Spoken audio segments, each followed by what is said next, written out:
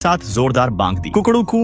रात का सन्नाटा कांप उठा। शव प्रेत जो लक्ष्मी दाई से भिड़ा था अचानक कांप गया। उसकी आंखों में पहली बार डर दिखाई दिया। वो पलटा और दरवाजे की तरफ लंबी छलांग लगाई। वो भागना चाहता था, लेकिन तभी दरवाजे के सामने मेरे पिता सुरेश खड़े थे। जैसे ही उन्होंने उसका सड़ा हुआ चेहरा देखा, उनके पैर जम गए। हटो वहाँ से, लक्ष्मी दाई चिल्लाई। लेकिन पिता के घुटने कांप रहे थे। भागना चाहते थे पर शरीर मानो पत्थर हो गया था। उसी क्षण घर का बड़ा काला कुत्ता कालू गुर्राता हुआ प्रेत पर झपटा। सब अंदर जाओ, दरवाजा बंद करो। लक्ष्मी दाई ने तलवार उठाकर प्रेत के सिर पर पूरी ताकत से दे मारी। उसने ऐसी चीख मारी कि खून जम जाए। पिता को जैसे होश आया। वो भागकर अंदर कमरे में चले गए। मैं और माँ पहले ही बिस्तर में दुबके बैठे थे। सुनीता, जल्दी बच्चे को पशु वस्त्र पहना दो, लक्ष्मी दाई ने कहा था। असल योजना यह थी। 3 बड़े मुर्गे सिर्फ डराने के लिए थे। मुर्गे आमतौर पर भोर से पहले बांग देते हैं। शव प्रेत उसे सुनकर समझता है कि सुबह हो गई और अंधेरे में छिप जाता है। लेकिन इस बार जैसे ही वह भागा, पिता और कालू ने उसका रास्ता रोक लिया। काला कुत्ता दरवाजा रोकने के लिए था। उसके शरीर में प्रबल सूर्य ऊर्जा होती है, चाहे लड़ न पाए पर डरता नहीं। लक्ष्मी दाई की 2 योजना थी। अगर न जीत पाए तो मुर्गे छोड़कर उसे भगा दो। अगर काबू में आ जाए तो काला कुत्ता छोड़कर रास्ता रोक दो। लेकिन समय गड़बड़ा गया। अचानक बाहर फिर हलचल हुई। पिता और दादा देखने बाहर निकले। तभी खिड़की के पास एक विशाल काला साया उभरा। दादा ने गंडासा उठाकर वार किया, लेकिन प्रेत ने चीखते हुए उन्हें इतनी जोर से टक्कर मारी कि दादा हवा में उछलकर दूर जा गिरे। उनकी आंखों के आगे अंधेरा छा गया। वो उठ नहीं पा रहे थे। प्रेत घर के भीतर घुस आया। उसकी सड़ी हुई सांस कमरे में फैल गई। अजय, अजय, मैं आ गया। मैंने पशु वस्त्र पहन रखा था, इसलिए वह मुझे देख नहीं पा रहा था। सिर्फ जीवित देह की गर्मी महसूस कर सकता था। पशु वस्त्र आमतौर पर मृतकों को पहनाया जाता है। इससे जीवित इंसान की जीवन ऊर्जा छिप जाती है। माँ रोते हुए बोली, भाभी, मेरे बेटे को छोड़ दो, मेरी सिर्फ यही एक औलाद है। प्रेत ने हवा सूंघी। मेरी गंध उसे नहीं मिली। उसकी रक्तिम आंखें माँ पर टिक गईं। अजय, बाहर आ, नहीं तो तेरी माँ को मार दूंगा। अचानक मेरे सिर में तेज चक्कर आया। मैं जमीन पर गिर पड़ा और उसी पल मेरे पीछे एक विशाल छाया उभरी। 8 पूंछों वाली एक विराट लोमड़ी आकृति, उसकी आंखें धधकते अंगारों जैसी। उसने दहाड़ लगाई, दूर हट। वो